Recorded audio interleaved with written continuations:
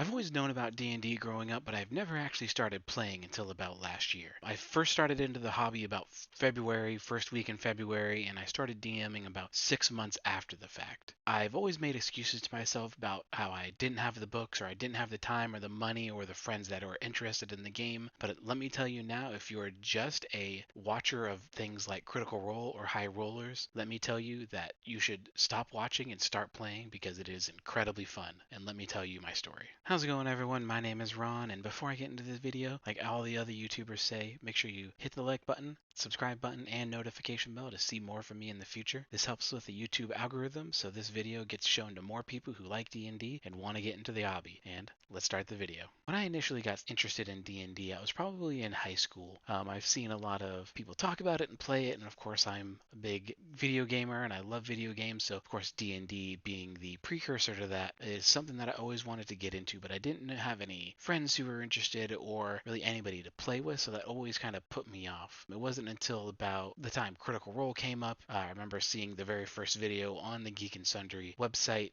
and I saw it and I'm like, oh yeah, there's that was that game that I always wanted to play but never really got into. Let me just put a pin in that, and when I get more time I will go back and I'll start playing this game. And of course I actually didn't watch any of the first season of Critical Role. 2 years later, season 2 starts and I realized, oh yeah, I never actually did get into D&D like I wanted. Like I said at the top of the video, I didn't start until about this past year, about February. First week in February would be my 1 year mark. And what really got me into the game was I asked myself kind of the question that got me out of making all the excuses, and that is, why does it really matter? Why does any of these things matter? Why do all my excuses really mean anything? I don't have the time. I mean, the games only run 5 hours, and I play video games all weekend anyway, so I have 5 hours to kill. Don't have friends to play with, but this is the information age. I can always just go online and play with just people that you find online with Roll20 or Fantasy Grounds or Reddit or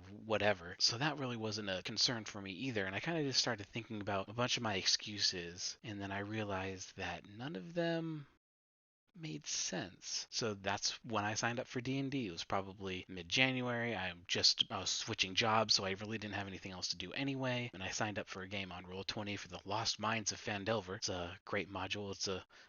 I think it's the initial D&D starter new player thing. I know they have a different one where there's only one player. I can't remember what, I think it's Ispire Peaks. But we started playing with Lost Mines, and we played with the DM on Roll20, and we kind of just got a group together. We got the session 0 going, and everyone in the game, except for the DM, of course, was new. I was not the only one. There was a bunch of other people playing. It was all their first time. I think one other person played like one other one shot before this game, but everyone was brand new. So when we finally started playing, we getting through the module, getting through the campaign, and the questions started coming up of what are we going to do after this campaign, because the DM obviously is not going to just stay with us forever. He has other stuff to do. I'm sure he wants to do other groups and start other groups into the hobby. Since he has Lost Minds actually purchased on Roll20, he can just get other groups and get other people into the hobby here. So we were talking about what we were going to do after the game was done. The questions kind of came up in my mind again of, well, we need to find a DM. I can't DM. I'm not good enough. I don't know the rules enough, and I don't know this and that and the other thing, and all of these questions started popping up into my mind again. And I stopped myself and I thought, why does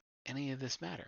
Just like the questions before about when I started with D&D, I started asking myself, like, am I just making excuses, or am I actually not equipped for this? Like, you see stories online of people that when they initially start D&D, they're like 14, 12, 14, 16 years old. Nobody knows D&D. Everyone wants to play, but they don't know anybody who's a DM. So they just start a group and they just wing it. They probably are getting all the rules wrong and whatever, but they're all having fun. And I was thinking that I actually do have D&D experience. I've been playing this game. I've been reading the rule books, and I have the player's handbook and the Dungeon Master Guide and the Monster Manual and the starter set book and all the other books now. And I was thinking to myself, I could easily run a game. People are running in games with absolutely no experience. So I kind of went over the same issues as before when I started playing D&D. Does any of these excuses matter?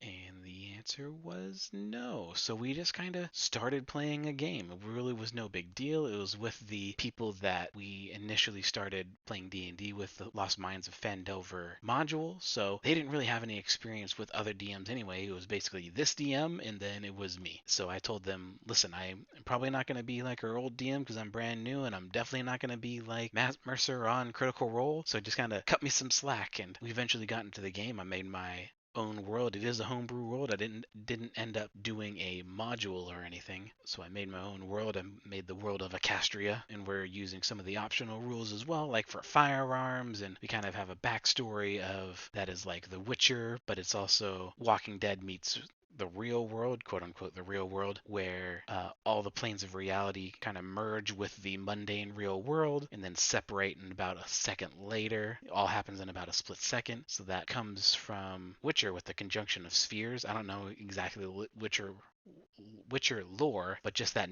name, the conjunction of spheres, kind of gave me this idea. And I kind of described it to my players as modern world, think like Walking Dead meets D&D. And I kind of explained it to them like that. They are all super excited. I told them that kind of after the conjunction of spheres kind of were happening, that since dragons are brand new to this world, they were all fighting for territory. So they were all doing a massive war, all the dragons across all the different continents. And then we're starting about 500 years after that war happens. The war is starting to die down. Dragons are still fighting in some other areas, but where they are at currently, the dragons are kind of done, or at least are dormant, or are not fighting like right this second. So all of this is to say that really making my own world and starting to DM and starting playing D&D, realized that I was making a lot of excuses for myself, and now that I'm not, it's actually been very fun. It is something that I can only imagine people who are doing other hobbies like jujitsu, for example. People talk about, listen, don't wait, start right now. Starting is the hardest part, so just start right now. Eventually you'll get into it. Eventually you'll be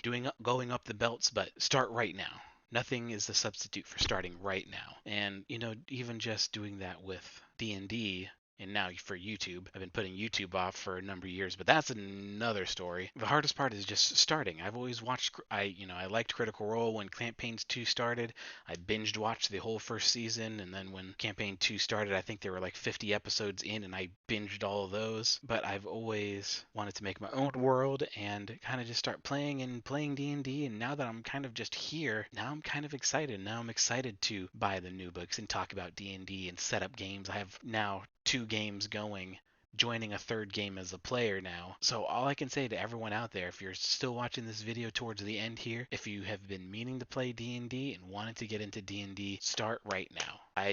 There is no other words for it. If you're just watching Critical Role, D&D is only so fun watching it online. Playing it is so much better. Granted, these are, professional actors, and they set up like these complex stories, but nothing will compare to making your first character, going through the game, your first character death, your first, with your good friends, and you're not just playing with random people online like I am. It's going to be an emotional roller coaster, and the experience for me has just been great.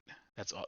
There's nothing else I can say. It has been great. It is so much different than watching it online, and I highly recommend absolutely everyone who has been interested in D&D get into the hobby right now. So if you have been watching to the end of the video, I greatly appreciate it. This is the first video I've made on YouTube in many, many years. I've been kind of putting this off for quite a long time, and now that I'm like super passionate about D&D now, I am going to start doing some more videos. So if you did like the video today, thank you for watching until the end. Leave a comment down in the comment section below. I'll get back to you as soon as I can. But that's all for me, guys. My name is Ron, and thank you for watching.